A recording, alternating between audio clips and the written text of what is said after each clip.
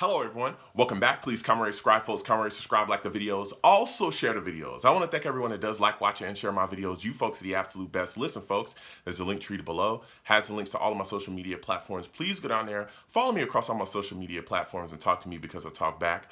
Also down there as well as links to all of my YouTube pages. Please go down there, subscribe to all my YouTube pages and turn on your notifications so when I post content, you folks will be in the know.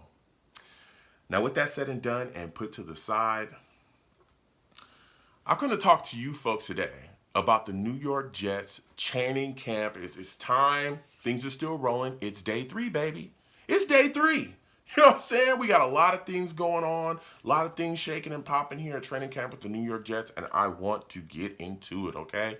So, first thing I want to discuss, when you talk about training camp, of course, a lot of people still talking about everything that's going on with Becton and how things are shaking out there. Well, Becton had another solid day. You know, he's going out there, he's doing his thing. Sulla actually came out and said, hey, he's been thoroughly impressed with him. He looked impressive today as well. Of course, he said, hey, he's still, working things out as far as his football shape, getting things back together as far as football shape. But he's already told him, hey, listen, take yourself to the point of exhaustion to where you almost feel like you can't go no more. And then that'll help your body continue to get better and you'll rebound better and better and better every time. And then before you know it, you'll be back and better than you were before. But, they're excited about him, excited about the work he's doing. And of course, we all know he's going to be at that right tackle spot. That was cemented by the coaches. There won't be any competition or nothing like that. So he's going to be over there. But they've been thoroughly impressed with the work that he's done, and he's looked amazing so far. So he's just working himself back in. And let me tell you something. He's going to be dominant over on that right side with ATV next to him as well. Talking about the offensive line, you go over to the left tackle spot, Fant. Well, Fant right now is close to returning from that knee injury. Again, he's off the PUP now, but he's still dealing, with that knee injury. They're being very cautious with it. So once he's 100%, he'll be back on the field, which should be kind of soon from what we're hearing. But they're taking their time with him. But one thing that is kind of concerning with Fant for me, and I want to hear you folks' thoughts, comment down below, is that he is on the final year of his deal, okay? And he's making $11 million this year. And I'm wondering, if we continue to go forward and we don't get him re-signed, right? We go into the offseason.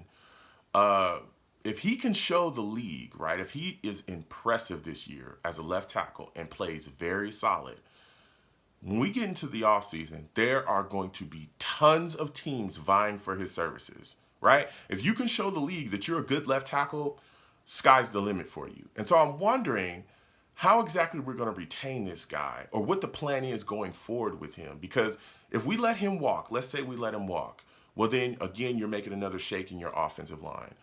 Becton would probably be moved back over to left tackle, but then you got to wonder, okay, who's going to be the right tackle? And again, that's another shift on our offensive line in a position group that honestly is built on continuity. The offensive line must group, they must gel, they must be together, they must know each other like, like none other. So I'm just wondering what's going to happen going forward. I'm wondering how Joe Douglas is going to handle that. Comment down below if you folks are thinking about that as well, because I'm just wondering how we're going to deal with that situation. Are we going to be able to re-sign him? And if so, exactly how much money you're going to give him? Because again, left tackles get paid, especially solid left tackles in this league get paid. So if he plays solidly this year, we're going to have to make, some decisions going forward. But again, we'll see what Joe Douglas does with that. So as we can continue to go through the offense and training camp, we're going to talk about Zach Wilson. Listen, Zach Wilson had some solid play today. It was some ups and downs, you know what I'm saying? He completed 10 to 13 for 11 on 11 drills. He was solid in the red zone. I know he had some issues in the red zone earlier in training camp, but today he looked pretty solid. But he did throw 2 interceptions on the day. One of them was a miscommunication between him and a receiver. Looked like he was throwing to where he thought the receiver was going to be. And it was just a really easy interception for Jordan Whitehead to come down with because there was nobody there. But again, this is training camp, so things will, continue to get, cleaned up and figured out as we continue to go down. This is practice, so this is where you kind of make those mistakes and then clean things up as you continue to go forward. But Zach did rebound really well towards the end of practice. Had a great, pass to Garrett Wilson and had a great pass to Corey Davis as well. So Zach just continues to figure things out, continues to go on. And again, we're hearing continuously positive things about Zach Wilson, the work ethic, everything that he's doing out there. And he's just really going out there and handling business extremely professionally. And that's what you want to hear about a franchise guy. Now, I talked a little bit about Corey Davis catching a pass from Zach Wilson in the back of the end zone. Listen, Corey Davis had an amazing practice today, very strong. He continues to show, that he's back from that injury. He caught 2 TDs for the day, and he also caught a pretty, long bomb as well from Zach Wilson for a long gain. So that was good to hear about, and good to see him back. Again, there was a lot of question marks surrounding him as well, dealing with that injury last season, which he missed a bit of the season too.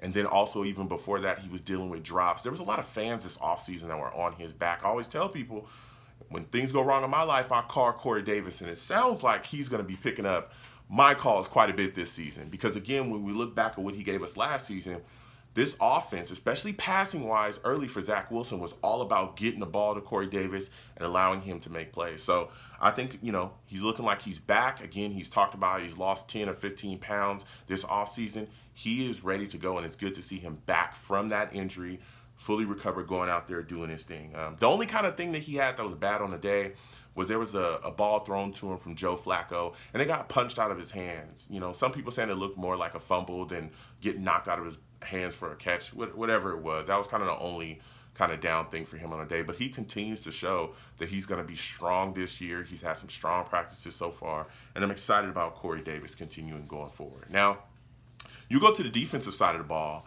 and I'm telling you, this battle at cornerback is heating up, okay? This guy, Sauce Gardner, is pushing to be, the number 1 corner here. Eh? I ain't gonna lie about it. He's pushing to be the number 1 corner here, and he is in a battle with Bryce Hall, okay? Listen, Sulla's come out and talked about they're not gonna hand Sauce Gardner the number 1 corner spot. He's going to have to earn it. So we've seen Bryce Hall and Sauce kind of rotate with the first team defense in that number 1 corner spot. A lot of people are already saying, DJ Reed is kind of sewn up that number 2 spot. So Bryce Hall and him is battling. And let me tell you something. It is a fight. It is a fight. Even when Sulla was asked about, hey, when are you guys going to know when Sauce is ready to be the number 1 corner? When are you guys going to name him the number 1 corner here and give him his spot on the roster? And Sulla looked at them, looked at the guys asking them those questions and said, hey, we'll know when we know.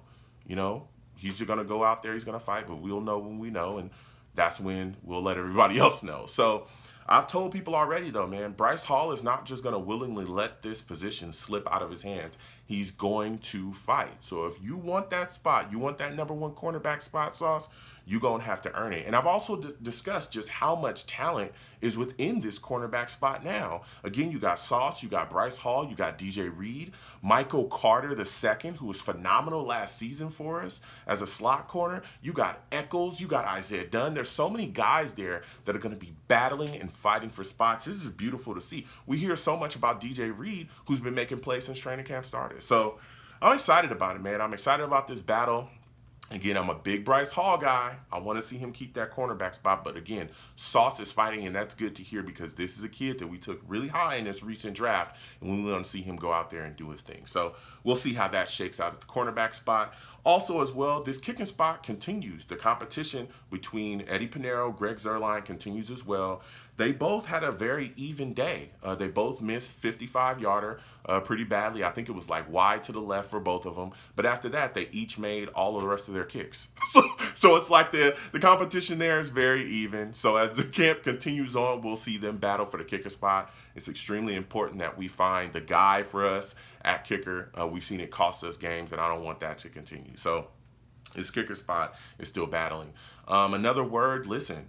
Braxton Berrios, don't know what's going on with him. He may be dealing with the injury. I know that they're kind of sitting him around. He's kind of sitting on the sidelines from time to time. They're saying he has a sleeve on his left leg. So hopefully, everything's going to be all right with him. But as of now, people are wondering, does he have an injury? Is something going on with him? We'll see as news continues to pan out. And K'Waun Alexander, not on the field today. We all know that he's a Jet, not on the field, but staff came out and said, hey, they're going to be working with him on his conditioning, getting him together before they put him out there. So hopefully he's out there soon.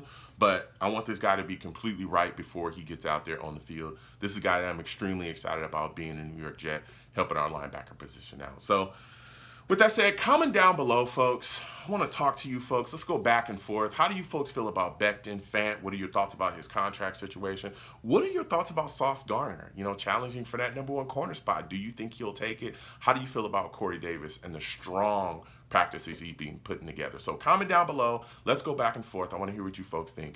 You folks have a good one. Peace.